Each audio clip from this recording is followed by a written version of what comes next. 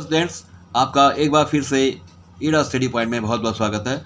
आज हम क्लास 8 की मैथ्स पढ़ेंगे और लेसन है एक्सपोनेंट्स एंड पावर्स। इसमें एक टॉपिक है नंबर्स इन स्टैंडर्ड फॉर्म, यानी हम किसी नंबर को स्टैंडर्ड फॉर्म में कैसे लिखते हैं। और अब हम क्वेश्चन स्टार्ट करते हैं। तो लीजिए पहला क्वेश्चन लेते हैं हम। Right the following numbers in the standard form. Topic हमारा स्टैंडर्ड फॉर्म है।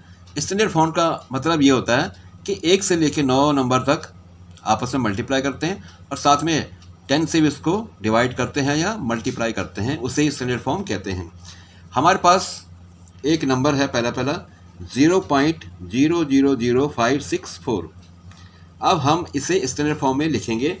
तो सबसे पहले हम क्या करेंगे कि जो ये नंबर है इसको एज इट लिख देंगे, 564 को ऐसे ही लिख देंगे। और हम देख रहे हैं कि पॉइंट के बाद 1 2 3 4 5 6 इसको डिवाइड करेंगे। 1 2 3 4 5 6, यानी पॉइंट के बाद जितने ये नंबर हैं इनको गिन करके हम उतनी जीरो वाला कोई नंबर लेंगे। तो इसमें ये 1 के साथ हम 6 जीरो लगा देंगे। अब हम क्या करेंगे, और आपको याद रखना है, इसका ध्यान रखना है कि जैसे ये 564 होगा तो ये पॉइंट के बाद नंबर हैं, इसलिए हम नीचे लगा रहे हैं। आपको ये मालूम होगा कि जब हमारे पास कोई पॉइंट में ऐसा क्वेश्चन होता है तो हम पॉइंट को हटाने के लिए उसके नीचे 10, 100, 1000 ऐसे लगाते हैं, इसको देखते हुए। तो अब हमारे पास ये बन गया 564।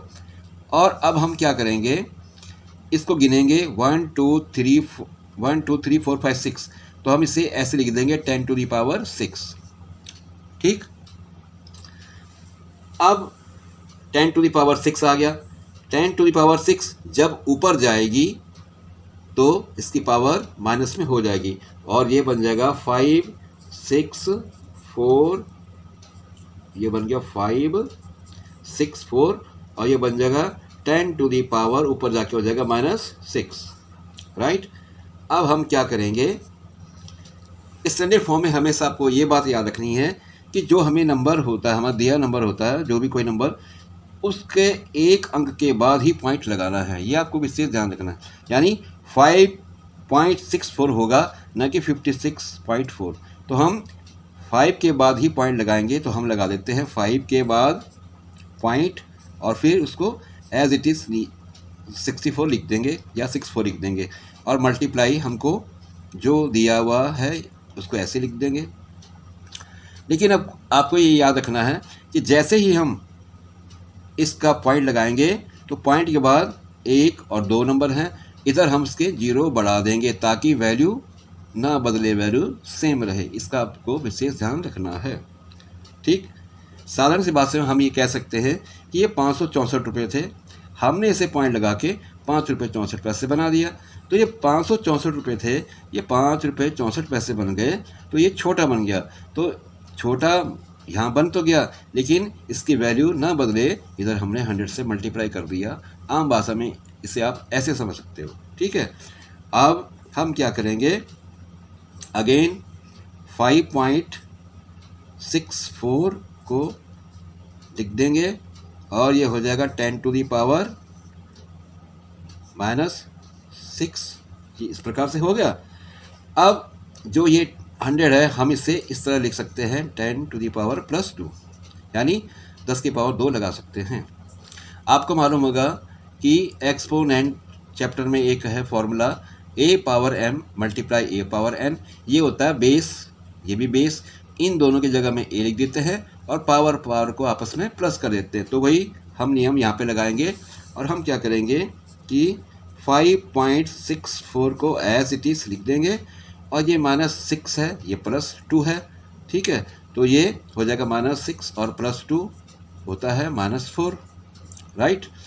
तो ये हो जाएगा 5.64 मल्टीप्लाई 10 टू दी पावर -6 और +2 करके, मैं थोड़ा डिटेल में कर रहा हूँ आपके लिए, और देखा जाए तो लास्ट में ये इस प्रकार से निकल जाएगा 5.64 मल्टीप्लाई 10 टू दी पावर, और ये माइनस आया तो ये बचेगा -4 बचेगा ये। ठीक है, इस प्रकार से आपने क्वेश्चन देखा। अब हम अगला क्वेश्चन लेते हैं। अब मैं नेक्स्ट क्वेश्चन ले रहा हूँ।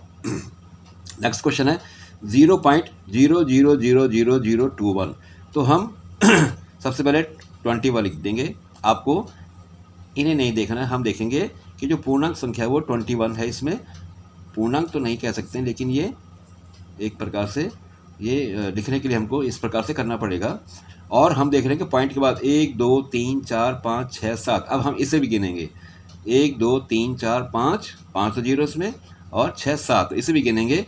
तो हम जितना पॉइंट के बाद इधर अंक हैं उतनी हम जीरो लगा देंगे। तो लगाएंगे हम 1 2 3 4 5 6 3 3 6 और 1 7, 4 3 7 हो गया। अब इस प्रकार से फिर से 21 को हम ऐसे लिख देंगे, और हम इसे लिख देंगे 10 to the power 7। 1 2 3 4 5 6 7 जीरो है, इसको ऐसे लिख देंगे। फिर आगे हम करेंगे, जब हम इसे ऊपर लेके जाएंगे तो 10 की जो पावर है वो हो जाएगी माइनस में, ये -7 हो जाएगा। -7 होने के बाद इसे हम आगे करेंगे 2.1 करेंगे, ठीक है।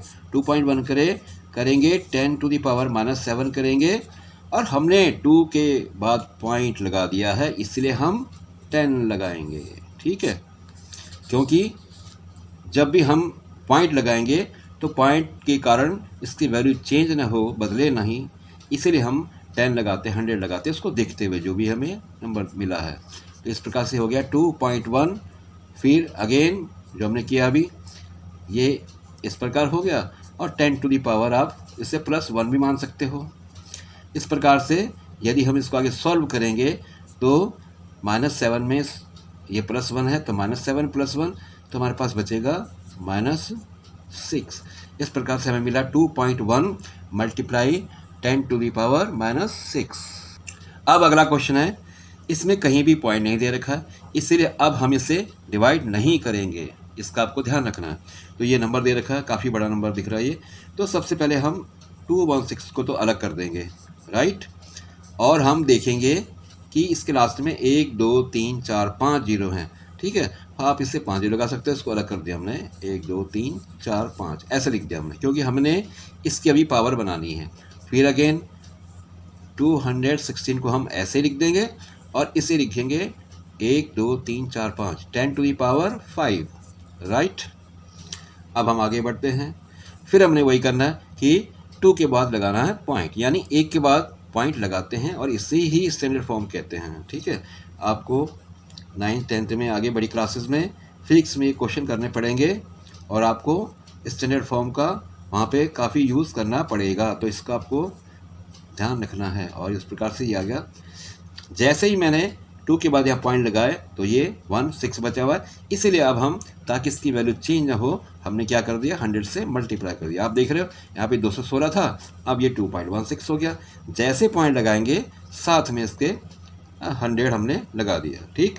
अब ये निकला, फिर वही 2.16 ये हो गया, 10 to the power 5 ये हो गया, और आप इसे 10 to the power 2 लिख सकते हो। मैं आपको डिटेल में करके दिखा रहा हूँ ताकि आपको भविष्य में कभी भी कोई संशय ना रहे। तो ये 2.16 हो गया, और बस अब ये माइनस भी नहीं है, ये माइनस नहीं है, ये ना ये माइनस है, ये प्लस है, यानी कि सब दोनों के दोनों प्लस ही में, तो बड़ा इजी हो जाएगा, यानी 5 और 2 7 हो जाएगा। तो 10 to the power हो गया आपके पास 7, ठीक। इस प्रकार से ये आपने कर दिया। अब मैं एक क्वेश्चन और लेता हूँ। जैसे कि आप साइंस पढ़ते हो, साइंस में आपने देखा होगा, बायोलॉजी में, फिजिक्स में, है ना। तो सवाल इसमें दे रखा है साइज ऑफ बैक्टीरिया, कोई बैक्टीरिया उसका साइज जो है 0.000005 m है। अब हमने इसे स्टैंडर्ड फॉर्म में करना है। जिस प्रकार से हमने क्वेश्चन किए सेम उसी प्रकार से इन्हें भी करेंगे। तो हम पहले 5 ले लेंगे, ठीक, और इसको डिवाइड कर देंगे। पॉइंट के बाद जितने ये नंबर हैं 1 2 3 4 5 6 7, यानी 1 2 3 4 5 6 7, दशमलव के बाद जितने भी अंक दिखाई दे रहे हैं आपको, उतने ही आपको जीरो लगा देने हैं। अब फिर ये आसान हो गया, इसे हम 10 की पावर की फॉर्म में लिखेंगे, तो 10 to the power 7 हो जाएगा, क्योंकि हमने 7 जीरो लगाए हैं, है ना, 3 और 4 7, ठीक है। तो ये लगाए। अब फिर वही 5। अब जो है 10⁻7 ये ऊपर चले जाएगा, जैसे ये ऊपर जाता है इसका साइन चेंज होता है, ये माइनस में हो जाता है। इस प्रकार से ये निकला 5 × 10⁻⁻7। इस प्रकार से हम देखा कि यहाँ पे पॉइंट कहीं नहीं लग रहा है। पॉइंट तभी लगेगा जब कोई 2 नंबर दिए रहेंगे, जैसे कि ये, तब ये लग सकता है। अदरवाइज आपको 1 नंबर दे रखा है तो पॉइंट लगाने की इसमें आवश्यकता नहीं है। इस प्रकार से आपका ये साइज ऑफ बैक्टीरिया निकल गया। अगला क्वेश्चन ले रहा हूँ मैं, thickness of A thick paper. एक पेपर है, उसकी थिकनेस इतनी, यानी वो इतना mm मोटा है। फिर से इसको वही करेंगे, ये 7 लिख देंगे और पॉइंट के बाद 1 2, तो नीचे भी उतने ही 0 से डिवाइड, और ये मैंने mm लिख दिया, राइट। अब ये 7 हो गया, ये 7 हो गया, इसे हम लिख देंगे 10⁻2, 10⁻2 है ऐसे, और हमने mm लिख दिया। अगेन 7 है, मल्टीप्लाई है, अभी 10⁻2 है, ये ऊपर जाएगा, जैसे ही ऊपर जाएगा इसकी पावर माइनस में आ जाएगी, और इस प्रकार से आपका ये thickness of A thick paper निकल गया। ठीक है, तो आज की वीडियो में यहीं पर समाप्त करता हूँ। मुझे उम्मीद है कि आपको ये वीडियो काफ़ी अच्छी लगी होगी। बहुत जल्द आपसे मुलाकात होगी, तब तक के लिए अपना बहुत बहुत ख्याल रखिएगा। धन्यवाद।